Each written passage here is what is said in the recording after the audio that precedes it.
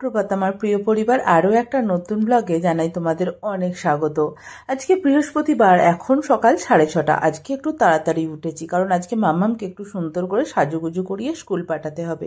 যেহেতু আজকে ওর জন্মদিন, আজ থেকে ঠিক 10 বছর আগে আমার কোল আলো করে এই আমার ছোট্ট রাজকন্যাটি এসেছিল, যিনি এখন 10 পূর্ণ করছে। আজ বানিয়ে দিয়েছি পাস্তা। আগে থেকেই বলেছিল মা একটু পাস্তা বানিয়ে দিও, বিশেষ কিছু লাগবে না আমার, আমি সেটাই করলাম। আর স্কুলের কিছু কাজে সাইন করা বাকি ছিল, বাবাকে দিয়ে সেটা করিয়ে নিল। এখন আমি ওকে কিছু চকলেট দিয়ে দিচ্ছি ওর ভ্যানেতে দেওয়ার জন্য, যেহেতু বাচ্চাদেরকে কিছু না কিছু দিতে লাগে এই দিনকে, সেই জন্য ও নিয়ে নিয়েছে স্কুলের ফ্রেন্ডদের দেওয়ার জন্য ছোট ছোট পেন পেন্সিলগুলো, আর ভ্যানেতে দেওয়ার জন্য এই টফি, আর ম্যাডামদের জন্য অল্প কিছু পেন। উর্জকে দিয়ে দিলাম অল্প একটু ম্যাঙ্গো, দিয়ে দিলাম তার সাথে টুথপিক। আর মাম্মামের জন্য প্যাক করে দিলাম পাস্তা, শুধুই পাস্তা নিয়ে যাবে, তার সঙ্গে দিয়েছি একটু চিপস আর একটু কেক, কারণ ওই সব ফ্রেন্ডরা মিলে খাবে। রোজ সকালবেলা এখন বাবা মা উঠে পড়ছে, যেহেতু নাতি নাতনি স্কুলে যাচ্ছে সেই জন্য সেই আনন্দে বা হুড়োহুড়িতে ওরা উঠে পড়ছে। আর যেহেতু ক্যাজুয়াল ড্রেস পরে যাচ্ছে একদম, সেই জন্য পরিয়ে দিচ্ছে একেবারে বাইরে পরার জন্য শুজ। এটার সঙ্গে এটা ভালো মানাবে ভেবেছিলাম, একটা বেলি পরাবো, তারপরে দেখলাম না এটার সঙ্গে এটাও যাবে। ভ্যানে চলে গেছে মেয়ে, এদিকে আমি বেরিয়েছি একটুখানি, ওর বাবার পেছন পেছন চলেছি, দেখছি বৃষ্টিটা বেশ পড়ছে। উর্জকে সেই জন্য ছাতায় নিয়ে নিয়েছে। উর্জ বেশ সুন্দর কোলে চড়ে যাচ্ছে আর গান করতে করতে যাচ্ছে, আমি বাবার গণেশ, আমি বাবার গণেশ। রাস্তাঘাটগুলো বেশ পরিষ্কার হয়ে রয়েছে বৃষ্টি হওয়ার দরুন। আর আমার এখানে গোপাল ছানাটি বাবার কোলে সুন্দর মাথা রেখে আরাম করে করে যাচ্ছে, কারণ ছটপট করলে মুশকিল আছে, যেহেতু ছাতা ধরে রয়েছে। বাসের জন্য কিছুক্ষণ ওয়েট করছি, আর এখন খুব সমস্যা হচ্ছে, চারিদিকে এত মাছি যে বলে বোঝানোর মতো না। রাস্তাঘাটগুলো সকালের দিকে একটু পরিষ্কার পরিচ্ছন্ন থাকে, মানে ভিড়ভাট্টাটা একটু কম থাকে। ছেলেকে পৌঁছে দিয়ে এসে একটুখানি রেস্ট নিয়ে পাপিমাকে বললাম, তোমরা আজকে আদা রসুনটা একটু ছাড়িয়ে দাও তো, কালকে যেহেতু বার্থডে সেলিব্রেশনটা রয়েছে, অনেক আদা রসুন লাগবে। বেগুন ভাজা, কাঁকরোল ভাজা, পটল ভাজা, পোস্ত, শুক্তো, সমস্ত কিছু শুভ কাজে বলে শুক্তোটা খুব ভালো, সেই জন্য শুক্তো, ডাল, পাঁপড় ভাজা, আলু ভাজা, চাটনি, মাছের ঝাল, এই সব কিছু।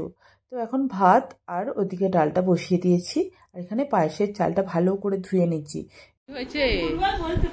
কি হয়েছে গোপাল? আমার গোপাল তো বলো বাবা। সবেমাত্র রান্নাটা বসালাম, সঙ্গে সঙ্গে হয়ে গেছে শুক্তো, বেগুন ভাজা, কারণ আমি কুকারের মধ্যে রান্নাগুলো করে নিচ্ছি। পায়েসটাও কুকারে সেদ্ধ করে নিয়েছি, তারপরে দুধ দিয়ে আরো ভালো করে ফুটিয়ে নিচ্ছি। দুদিনের পায়েস একবারে রান্না করে ফেললাম, কালকে অনেক লোক আসবে তো, কালকের জন্য প্লাস আজকের জন্য সবাইকে। ছালো একদম রেডি হয়ে এসছে, করে দিয়ে গেল বন্ধু, এসেছিল একটু কেক দিতে, যে কেকটা দিয়ে গেল, ওর হাজব্যান্ডের বার্থডে ছিল, সেই জন্য অফিস থেকে কেকটা দিয়েছে। অনেকটা কেক খেতে পারবে না, তাই বন্ধুকে একটুখানি দিয়ে গেছে, খুব সুন্দর টেস্টি ছিল, 5 স্টার হোটেলের কেক তো।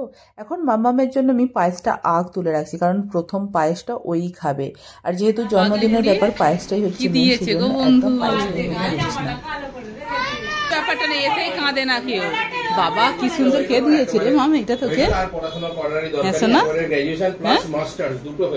কি রে মা? অনেকগুলো রান্না হলে যায়, একটা একটা করতে করতে মনে হয় আর কতগুলো বাকি রয়েছে। অনেকগুলোই হয়ে গেছে, সমস্ত কিছু ভাজা, ডাল, পাঁপড় আলু ভাজা, শুক্তো, চাটনিটা এখনো বাকি রয়েছে, চাটনিটা করব জাস্ট, মাছের ঝাল সবই হয়ে গেছে। ওই চাটনিটা বসিয়ে দিয়ে এবার মেয়েটার খাবারটা জোগাড় করে নিতে বললাম।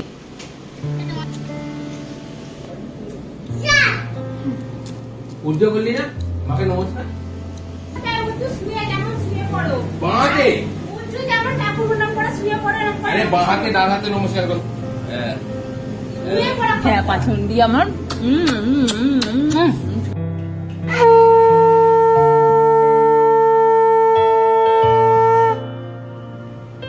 একটু হাত থেকে একা ছবি তুলে দিই।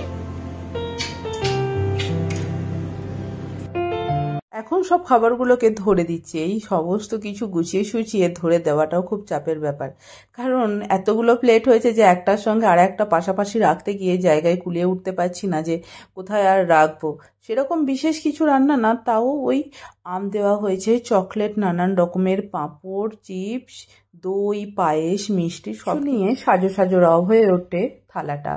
চারিদিকে বাটিতে ভর্তি একদম, মনে হয় যেন দেখে রাজরানী আমার খেতে বসেছে।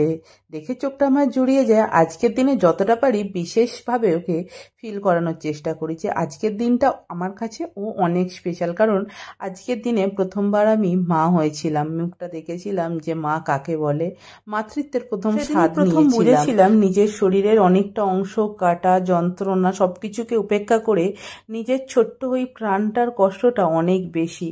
খুব মনে পড়ে মাম্মামকে একটুখানি ছুঁচ ফুটিয়েছিল, কিছু ওর ভ্যাকসিন দেওয়ার ছিল বলে। আমার এত কষ্ট হয়েছিল, যতটা কষ্ট আমার অতটা কাটাতেও হয়নি। এই হচ্ছে মা হওয়া। এটা প্রত্যেকটা মা বোঝে, যখন প্রথম মা হয় তার অন্যরকমই একটা অনুভূতি। এখন দিদির পাশে ভাইও বসে পড়েছে, কারণ ভাইয়ের তো জন্মদিন হচ্ছে না, খাওয়া হয়ে গেছে, কিন্তু দিদিকে এত কিছু দিয়েছে। দেখে বলেছিলাম একটা রান্নাঘরে ছোট্ট মানি প্ল্যান্ট লাগাবো, একটা সুন্দর দেখে আমাকে বটল করে দিস। তো এই যে সুন্দর করে বটলটা আর্ট অ্যান্ড ক্রাফটের কাজ করে দিয়েছে, কালার করে তার মধ্যে পাস্তার ছিলকাগুলো দিয়ে সুন্দর করে রং করে দিয়েছে। আর এখানে এই দুষ্টটাকে সামলাতে গিয়ে ঠাম্মি নাজেহাল হয়ে যাচ্ছে। সবাই পড়াশোনা করছে মোটামুটি, যে পড়ছে না সে হচ্ছে উর্জ, সবাইকে বিরক্ত করে যাচ্ছে ট্রিমেন্ডাস লেভেলের। তারপরে সন্ধ্যেবেলায় যখন বসে আছি, মাম্মা বললো আমাকে সব কার্ড দিয়েছে, দেখো। আমি বললাম দেখা, খুব সুন্দর বানিয়েছে, কি সুন্দর সব বন্ধুরা ওকে কার্ড দিয়েছে। এই স্কুলটা এই সবে 4-5 মাস হচ্ছে যাচ্ছি, কিন্তু তার সত্ত্বেও ওকে যে ওর বার্থডে মনে করে কার্ডগুলো দিয়েছে, এত ভালো লাগছে বলে বোঝানোর মতো না।